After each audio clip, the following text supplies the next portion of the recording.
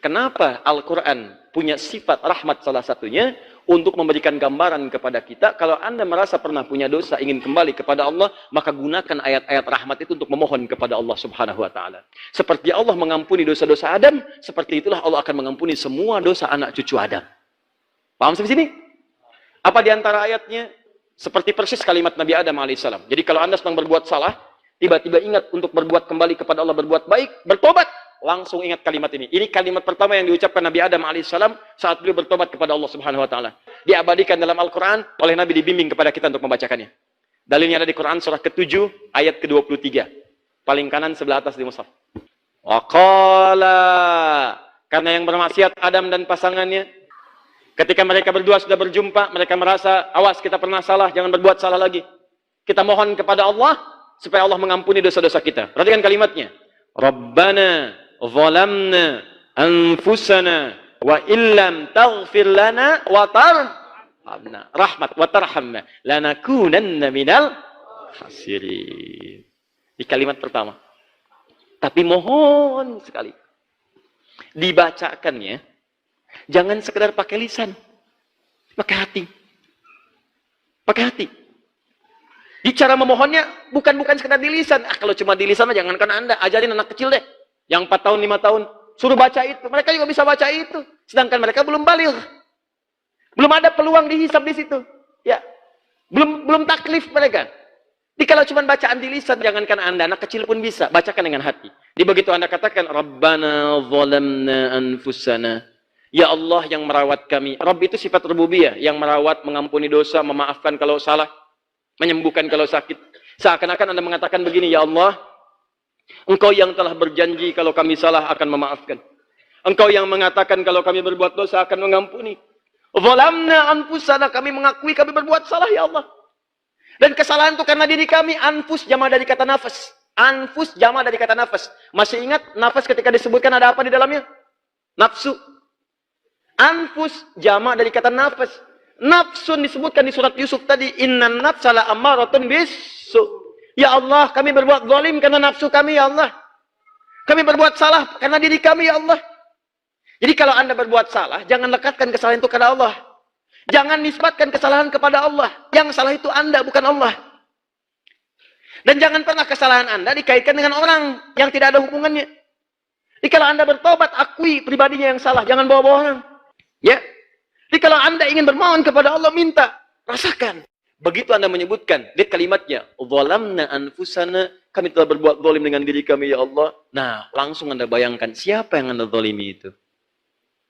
Kalau ibu Anda, maka bayangkan saat beliau mengandung, merawat, menyayangi Anda. Bayangkan saat itu, minta. Dan yang paling dahsyat, wa illam taghfir lana. Ya Allah, kami takut kalau saya sekarang tidak Engkau ampuni ya Allah, mohon ampuni ya Allah. Saya takut kalau nggak diampuni ya Allah. Karena taruhannya kalau ampunan Allah tidak diberikan, maka neraka jadi jaminan. Maka bayangkan. Dan awas ya, jangan bayangin neraka dulu nih, kejauhan. Alam kubur. Jangan bayangin alam kubur dulu, kejauhan. Sakaratul maut. Orang yang dosanya belum pernah dia bertobat kepada Allah saat hidupnya, maka saat sakaratul maut akan ditampakkan dosa-dosanya. Itu yang membuat dia gelisah. Takut. Gasak, gerusuk, tidak karuan. Mulut meracau, kadang mukul-mukul sana-sini dan sebagainya. Wah, dahsyat dia. Takut. Kalau nggak percaya silahkan aja. Saya udah ingatkan Anda. Kalau masih pengen milih berbuat dosa, silahkan kumpulkan lenan. Nabung tuh dosa sebanyak-banyaknya. Nanti kita lihat di akhir. Begitu Anda masuk sakaratul maut, Anda akan rasakan bagaimana presentasi dosa dibentangkan di hadapan Anda. Dan malaikatnya nakutin. Gak usah dibayangin nih. Nggak kebayang. Dipukulin. Nggak percaya silahkan aja. Baca ayatnya. Makanya kadang-kadang kalau pengen berbuat dosa, mikir dulu. Mikir. Ikan aneh, udah berbuat dosa, malu untuk tobat. Anda aja buat maksiat nggak malu. Kenapa saat tobat mesti malu? Aku malu melihat orang, aku malu melihat begini. Kamu maksiat nggak malu, sekarang merasa malu. Kamu bayangin dulu, makanya mikir. Kalau ingin berbuat dosa, bayangkan akan dipermalukan. Kalau ingin berbuat dosa, bayangkan akan dibuka. Kalau pengen berbuat dosa, mikir dulu. Dosa itu mengalir ke siapa? Bapaknya yang korupsi, keluarganya yang kena. Makanya kalau mau nyuri, mikir dulu. Keluarga antum akan kena. Nih anak-anak antum yang lucu-lucu. Dibawa ke majelis taklim, disayang, main dengan tetangga. Apa antum tega membuat mereka dibully oleh teman-temannya? Hei anak koruptor, anak pencuri, anak penipu. Kasihan anak itu. Dia belum tumbuh sedang menanggung dari kesalahan Anda. Kenapa? Karena dosa yang Anda bawa itu bawa ke rumah, dimasak oleh istri Anda, dimakan oleh mereka. Jadi mereka kebagian dari dosanya, kebagian dari hinaannya, kebagian dari celahannya. Antum mikir dulu kalau ingin berbuat salah. Antum anak, antum berbuat salah, bapak ibu antum kena. Sudah mengandung dibikin susah, melahirkan susah, menyusui susah, sudah dewasa bikin susah juga. Antum apa nggak punya waktu untuk membuat bahagia bagi orang tua?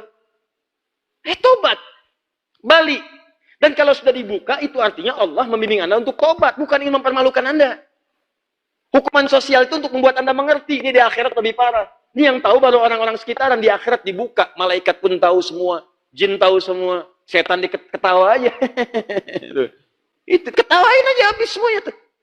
Mumpung kita filmnya dibuka sekarang, filmnya, maka edit dari sekarang sebelum dibuka di akhirat. Kalau ada kata-kata yang kotor, dubbing. Isi dengan yang bagus-bagus. Kalau ada adegan yang kotor, sensor. Hapuskan, ganti. Cara ngapusnya tobat. Ilangin, sebutkan. Jadi begitu mengatakan, "Zalamna anfusana," ingat siapa yang dizalimi itu. Teteskan air mata, minta.